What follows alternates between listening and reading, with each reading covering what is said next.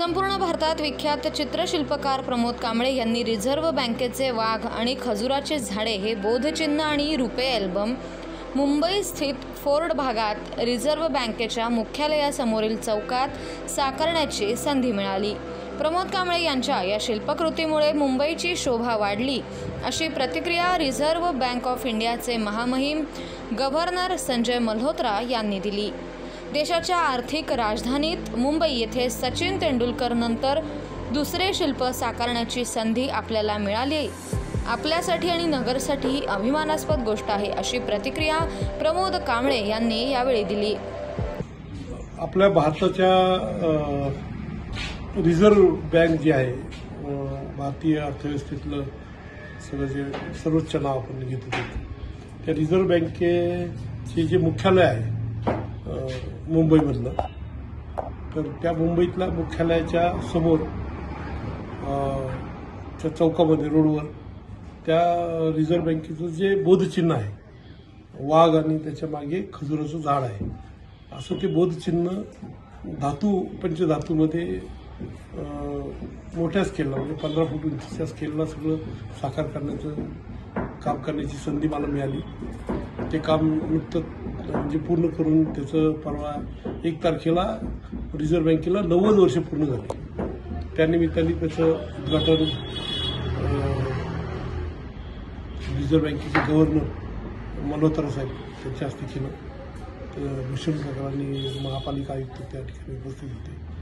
अशा प्रकारचं हे ब्रॉन्झ धातूमधलं शिल्प मुंबईसारख्या ठिकाणी लागणं ही माझ्यासाठी खरंच खूप आनंदाची आणि अभिमानाची गोष्ट आहे। भारतीय अर्थव्यवस्थेसाठी अग्रणी बँक असलेल्या रिझर्व्ह बँकेला 1 एप्रिल 2025 रोजी 90 वर्षे पूर्ण झाली। त्यानिमित्तानं इंग्रजांच्या काळापासून बँकेचे असलेलं बोधचिन्ह आणि रुपे अल्बम प्रथमच 3D स्वरूपात साकारण्यात आला। रिझर्व्ह बँकेने देशातील 5 मोठ्या कंपन्यांकडून याचं मॉडेल मागवलं होतं। त्यापैकी कांबळे यांची कलाकृती निवडली गेली। कांबळे यांनी रिझर्व्ह बँकेचा वाघ, खजुराची झाडे तसेच भारतीय चलन रुपया लिपीत दर्शवणारं रुपे हे चिन्ह त्यांनी साकारलं। वाघ आणि खजुराची झाडे ब्रॉन्झ धातूमधून साकारण्यात आली आहेत, तर रुपे चिन्ह पितळ धातूमध्ये तयार करण्यात आलं। रुपे या चिन्हावर आपल्या चलनाच्या नोटांवर ज्या पद्धतीने 14 विविध भाषांमध्ये रुपया हा शब्द लिहिला गेला आहे त्याच क्रमानं तिथे रेखाटण्यात आलंय। प्रमोद कांबळे यांची अभिनव संकल्पना रिझर्व्ह बँकेच्या अधिकाऱ्यांच्या पसंतीला उतरल्यानं त्यांची या कलाकृती साकारण्यासाठी निवड करण्यात आली होती।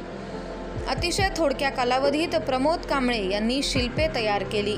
त्यांचे सुपुत्र शुभंकर कांबळे यांचे देखील या कामात त्यांना सहकार्य लाभलं। रिझर्व्ह बँकेच्या मुख्यालयात कांबळे यांच्या कलाकृतीला स्थान मिळालं। बँकेचं कार्यालय ज्या फोर्ड चौकात आहे तो चौक या शिल्पांनी आणि थुई थुई नाचणाऱ्या कारंज्यांनी आता सजलेला आहे।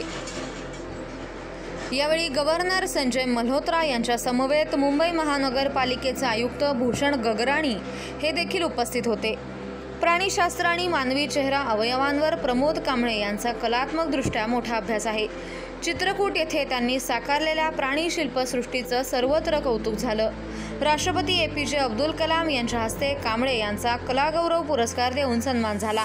त्यांच्या याच कला साधनेची दखल घेऊन कांबळे यांना रिझर्व्ह बँकेनं हे काम करण्याचा मान दिला।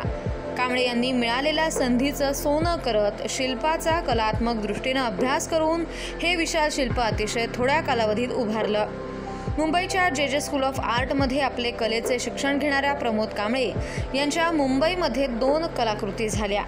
त्या अगोदर जगप्रसिद्ध काळा घोडा फेस्टिवलमध्ये आणि जहांगीर आर्ट गॅलरीमध्ये आपल्या कलाकृती सादर करण्याची संधी कांबळे यांना अनेक वेळा मिळाली। त्यांच्या कला साधनेचं सर्वत्र कौतुक होत आहे।